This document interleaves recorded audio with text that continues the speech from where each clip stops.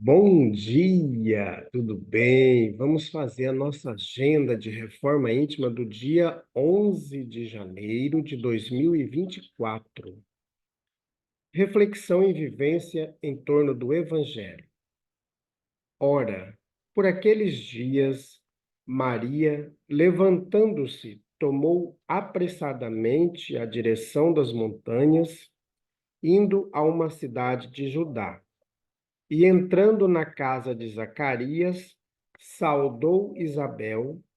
Sucedeu que, ao ouvir Isabel a saudação de Maria, o menino lhe saltou no ventre e ela ficou cheia de um Espírito Santo. Lucas 1, 39 a 41. Sugestão para a sua prece diária. Prece rogando paciência ante as dificuldades e vicissitudes. Observe e reflita. Qual seria o caráter do homem que praticasse a justiça em toda a sua pureza? O do verdadeiro justo, a exemplo de Jesus, porquanto praticaria também o amor ao próximo e a caridade, sem os quais não há verdadeira justiça.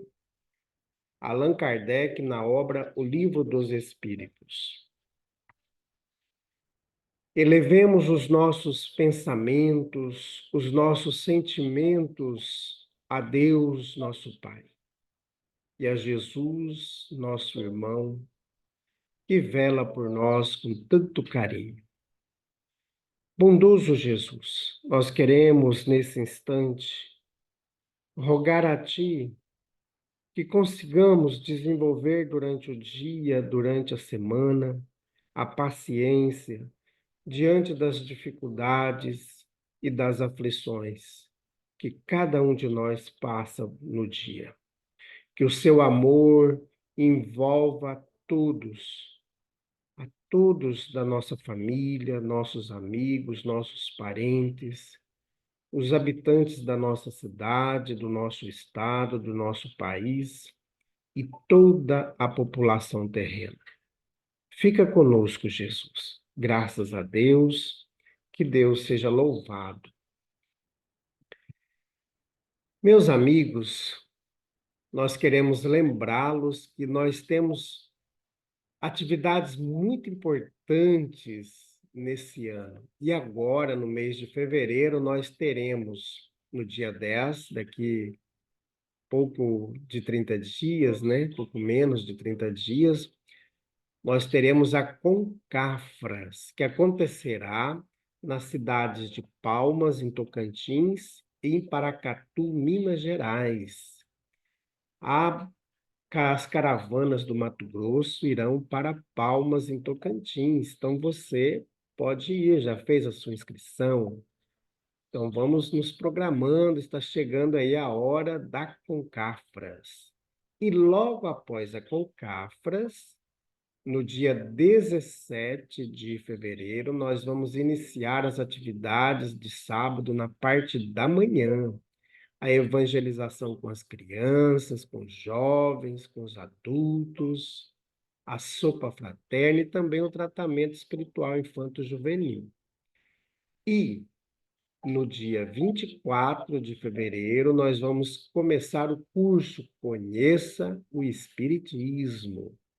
E você que já estudou conosco, mas ainda não concluiu os cursos, tem vontade? Volta! Estamos de portas abertas para te atender. Muito bem, meus amigos. Vamos para a mensagem de hoje. Nós estamos estudando há 153 dias o livro O Evangelho por Emmanuel, Comentários ao Evangelho segundo Lucas. Disse Abraão: Filho, lembra-te as tuas coisas boas durante a tua vida, e Lázaro, do mesmo modo, as coisas más. Mas agora Agora ele está sendo consolado aqui e tu estás aflito. Lucas capítulo 16, versículo 25. Lázaro e o rico. Recordemos a lição de Jesus na parábola para que não lhe percamos a bênção do conteúdo. Não se ergueu Lázaro ao paraíso porque fosse pobre, nem desceu o rico aos abismos da sombra, porque houvesse granjeado a fortuna entre os homens. O primeiro elevou-se à glória de Abraão pela humildade com que se portou na provação recebida. Arrojou-se o segundo ao seio atormentado das trevas pela displicência com que usufruiu a posição e o dinheiro que o mundo lhe oferecia. Enquanto o rico se trajava de linho e púrpura, exibia Lázaro as chagas que lhe cobriam a carne, e enquanto o afortunado companheiro se banqueteava feliz, sem lembrar-se do irmão desditoso que lhe visitava à porta, conformava-se Lázaro, sofredor, com o espinheiro de angústia que as circunstâncias lhe impunham à sensibilidade, incapaz de amaldiçoar o vizinho gozador, indiferente e surdo aos seus rogos.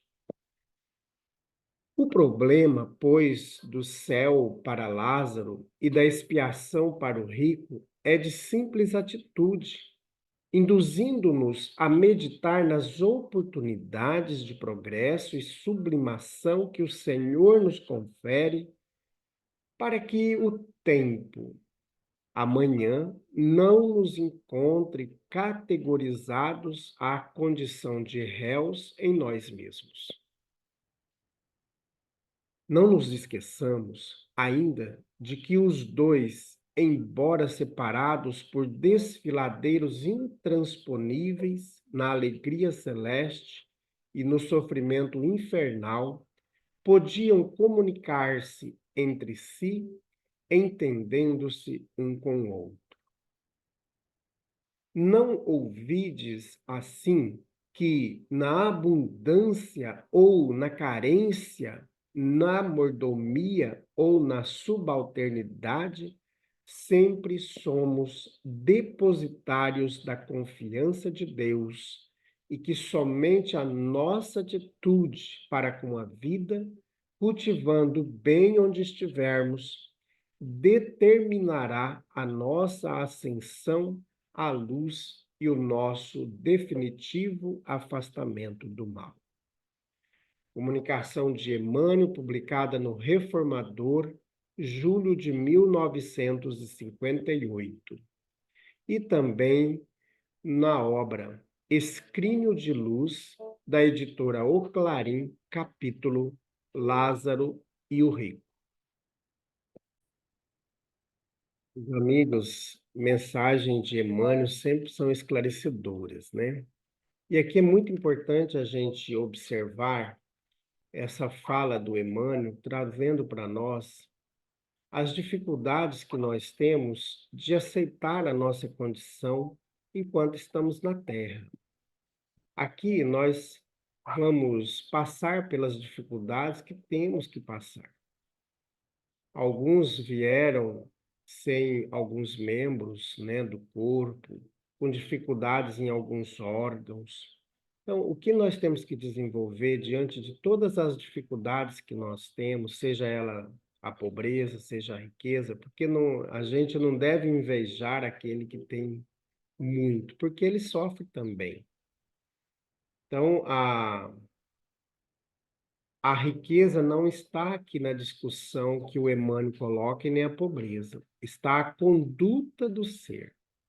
Então, isso a gente tem que avaliar também, trazendo para nós essa ideia que o Emmanuel nos coloca, que é a reforma íntima. Por que que o pobre, o Lázaro, foi para junto de Abraão, como está escrito na parábola? Porque ele soube viver o seu sofrimento. Ele desenvolveu a humildade, a aceitação, a resignação. Se ele fosse doente e não tivesse isso, fosse orgulhoso, revoltado, xingando todo mundo, desacatando a todos, então ele não estava aceitando o seu processo evolutivo, o seu processo expiatório. O rico não é porque ele tinha dinheiro que ele foi para o abismo. O rico é porque ele não soube dividir. Ele foi muito avarento. Então, ele não conseguiu trabalhar que aquele dinheiro que ele tinha fosse colocado a serviço.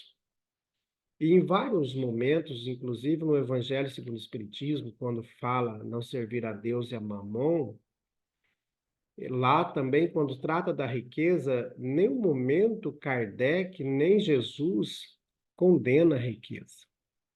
O que nós temos que fazer é fazer o dinheiro que nós temos, a riqueza, ser em prol dos outros, em benefício das outras pessoas. Quando a gente armazena, a riqueza ela traz para nós grandes dores, grandes sofrimentos, porque a gente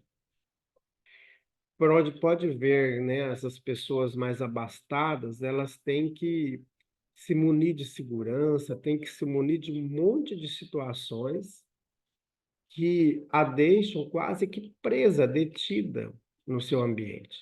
Então, é muito importante a gente trabalhar com que o nosso dinheiro, o nosso recurso circule para as outras pessoas, auxiliando os outros.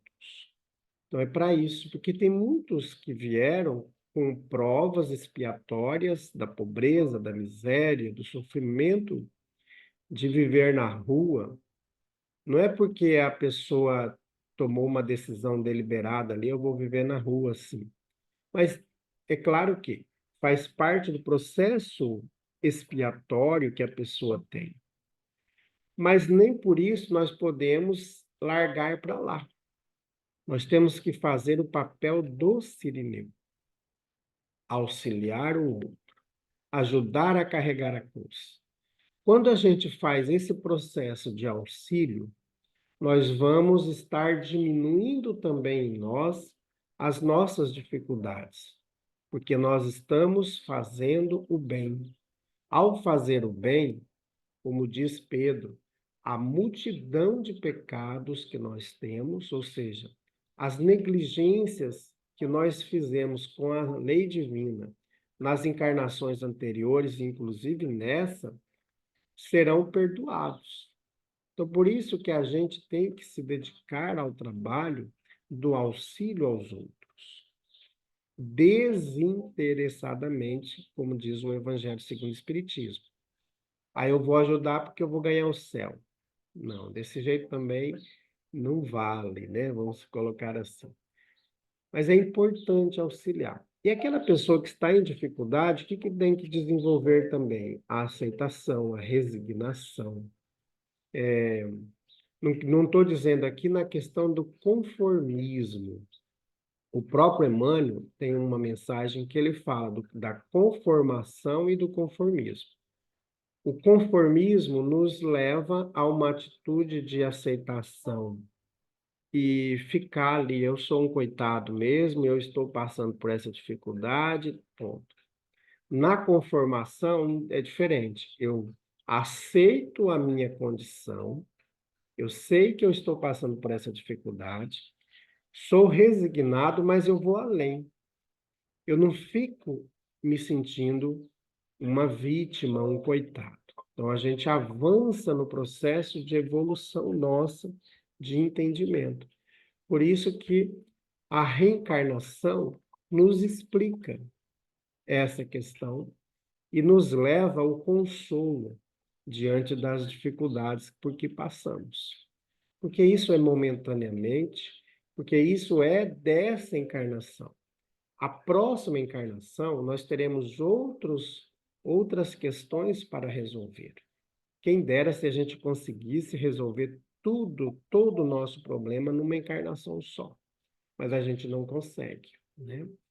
Então, fiquemos com a mensagem de Emmanuel, nos conclamando a trabalhar em nós a reforma íntima. Você quer ir para o abismo? Então, se você não quer, vamos começar a fazer a reforma íntima. Então, trabalhemos para que a gente se aperfeiçoe e se evolui, né? Esse é o nosso objetivo.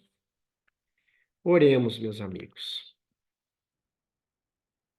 Glória a Deus nas alturas e paz na terra a toda a humanidade. Queremos, Jesus, neste momento, colocar em tuas mãos todos os países, todas as nações em conflitos, em guerras, em discórdias, que estão levando o seu povo ao grande dor e grande sofrimento. Olhe, Jesus, por aqueles que estão desencarnando nessas situações. Que esses irmãos possam, ao retornar à pátria celestial, trabalhar no seu íntimo o amor, o perdão pelos seus algozes. Que consigamos também, Jesus, todos nós, desenvolver a paz íntima, a paz em nossa família. Fica conosco.